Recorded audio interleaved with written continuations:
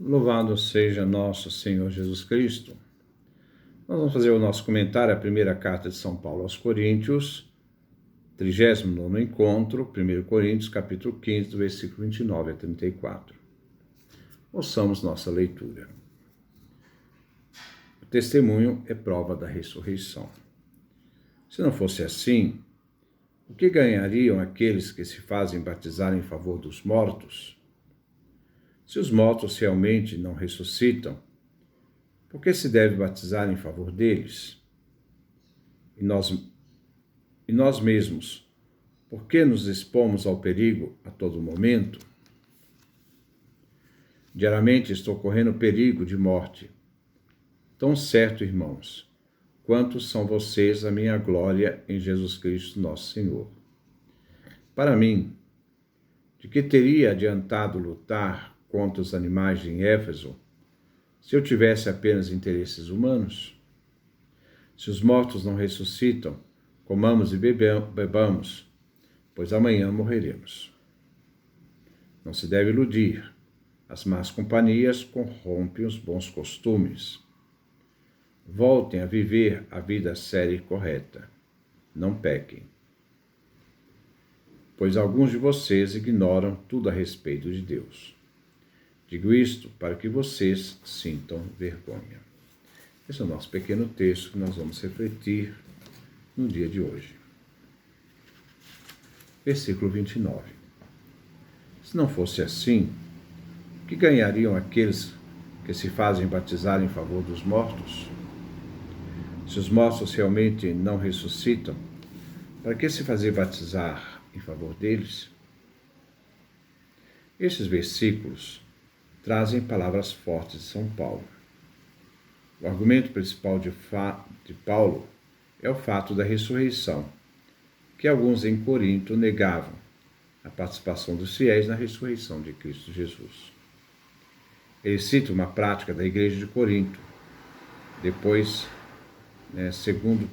seguido por uns grupos, seitas cristãs gnósticas.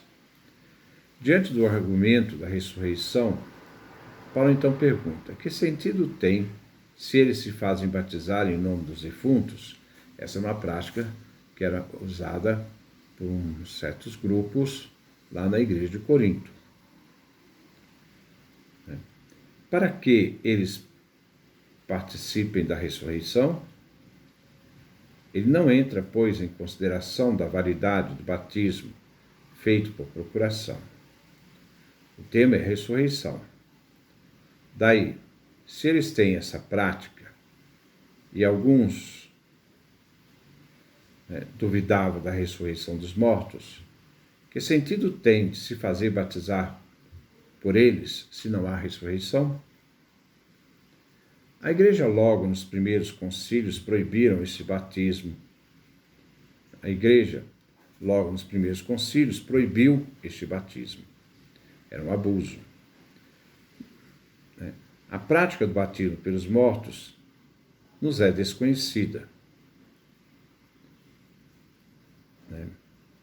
Devemos então entender que neste versículo, Paulo se refere a uma prática da igreja de Corinto, onde as pessoas se faziam batizar em nome de parentes e amigos falecidos que morreram sem aderir a Cristo. A visão sacramental de Paulo não aceitaria tal prática, nem aprovaria, nem mesmo quer usá-la de argumento. Ele quer revelar, ao citar este exemplo, da incoerência dos coríntios de uma prática que faziam. Ele questiona essa prática. Para que fazer este batismo, se não se acredita na ressurreição? Paulo aqui questiona justamente essa atitude. Se nego a ressurreição, onde afirmavam os espirituais de Corinto, mas agora se fazem batizar pelos mortos, numa prática sem sentido, assim, como então eles vão negar a ressurreição, se eles fazem essa prática? Se as pessoas que morreram não ressuscitam, Por que se está batizando por causa deles? No fundo, Paulo não aprova a prática, mas revela a contradição dentro da igreja de Corinto, que tem uma prática que é incoerente. Versículo 30. E nós mesmos, por que nos expomos ao perigo a todo momento? Paulo dá seu exemplo. Se ele não acreditasse na ressurreição de Cristo e na ressurreição dos mortos em Cristo, então que sentido teria ele expor sua vida em perigo para sustentar uma mentira? Ele entrega sua vida porque tem certeza da ressurreição. Testemunhou a ressurreição quando encontrou Jesus no caminho de Damasco. A vida de Paulo, seu apostolado, faz com que ele se coloque constantemente à beira da morte. Ele enfrenta a morte certo da ressurreição. Se ele não fosse um louco, só se ele fosse um louco, que ele iria morrer por nada. Para que ele sujeitaria esta vida se não houvesse ressurreição dos mortos? Para que passar tudo isso? Seria uma coisa louca, insana. Versículo 31. Geralmente estou correndo perigo de morte, tão certo, irmãos, quanto são vocês a minha glória em Jesus Cristo, nosso Senhor. Na certeza de que a igreja de Corinto é a glória dele, essa certeza é que norteia também Paulo na fé na ressurreição, ele é testemunha, mas também tudo aquilo que ele faz, mesmo que ele esteja correndo risco de morte, ele se mantém fiel a Jesus. Paulo testemunha que ele está entregando-se à morte, em perigo de morte, através dos trabalhos de que ele irá nos relatar na segunda carta aos Coríntios, capítulo 4, versículos 10 a 11. Paulo enfrenta tudo isso, mas tendo em vista o amor que ele tem pela missão, essa missão que lhe foi confiada, dando sua vida pelos cristãos, como ele deu sua vida à comunidade de Corinto, que ele chama de sua glória. Temos que lembrar que foi São Paulo aquele que introduziu os coríntios na fé em Cristo Jesus. Ele é o fundador, o pai desta igreja, quando lá anunciou o Evangelho. Versículo 32. Para mim, de que teria adiantado lutar contra os animais em Éfeso, se eu não tivesse apenas interesses humanos?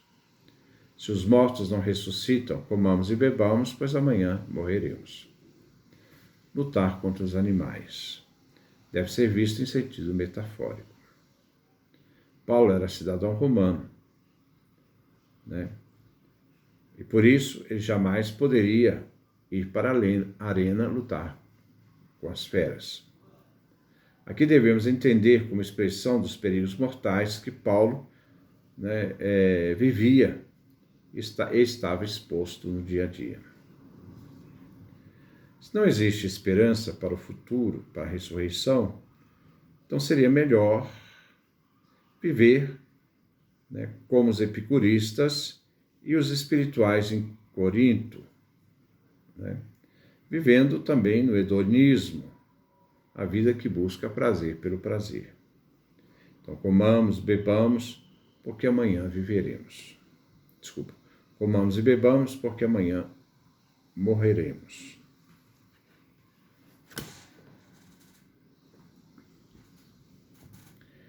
A negação de um futuro depois da morte torna o presente absurdo.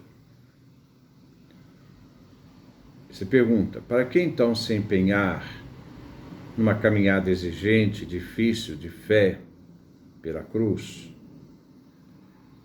a fim de alcançar a vida eterna, se essa vida não existe? É um empenho para o vazio, para a morte.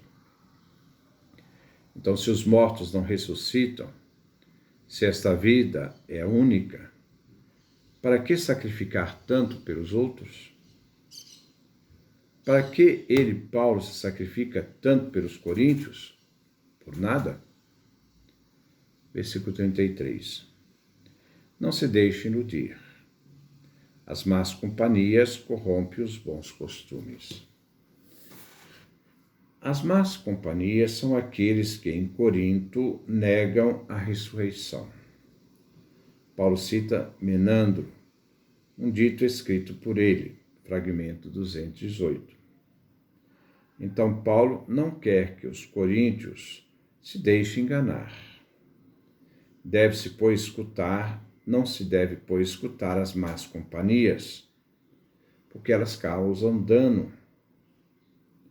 Estes são os pregadores que negam a ressurreição. E seria perigoso para a fé e salvação frequentá-los e deixar-se influenciar por eles. O cristianismo conheceu a filosofia, mas transformou a filosofia para poder usar seus argumentos e a fim expor e fazer entender a fé.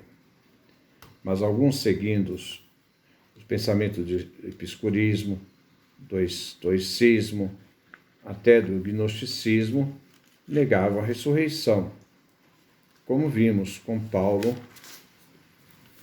em Atenas, no Areópago, quando ele pregava, tendo como parte dos ouvintes epicureus e estoicos. Eles negaram ouvir Paulo quando ele falou da ressurreição. Os espirituais gnósticos de Corinto usam da filosofia e compreensão de uma antropologia grega, sem cristianizá-la, e por isso diziam não ser possível a ressurreição dos mortos. Versículo 34. Voltem a viver a vida séria e correta e não pequem,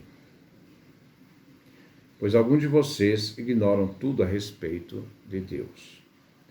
Digo isso para que vocês sintam vergonha. Paulo convida os coríntios a voltarem, a converterem, para levar uma vida séria e correta. Serve desta demonstração para poder alertar contra a controvérsia motivada por um grupo dentro da igreja de Corinto que tinha uma interpretação espiritualista da ressurreição. Era a ressurreição sem corpo, que vinha favorecida pelos entusiastas da igreja, através de um frenesi espiritual, que não faziam viver o tempo de agora, e neste tempo agora a fé na ressurreição em Cristo. Eles acentuavam o valor exagerado ao conhecimento, a gnosis, em que eles se achavam perfeitos. Daí Paulo diz que eles, agindo assim, estão destituídos do conhecimento de Deus. Que voltem então e tenham vergonha, do que acreditam, daquilo que eles vivem e anunciam. Se deve desviar dos erros doutrinais e procurar viver na honestidade, isto é, fiel à doutrina anunciada por Paulo e que ele recebeu por tradição. Esse é o nosso texto. Nós estamos praticamente quase no fim da primeira carta de São Paulo aos Coríntios. Então, que Deus nos dê a sua graça, a sua bênção, a sua face resplandeça sobre nós.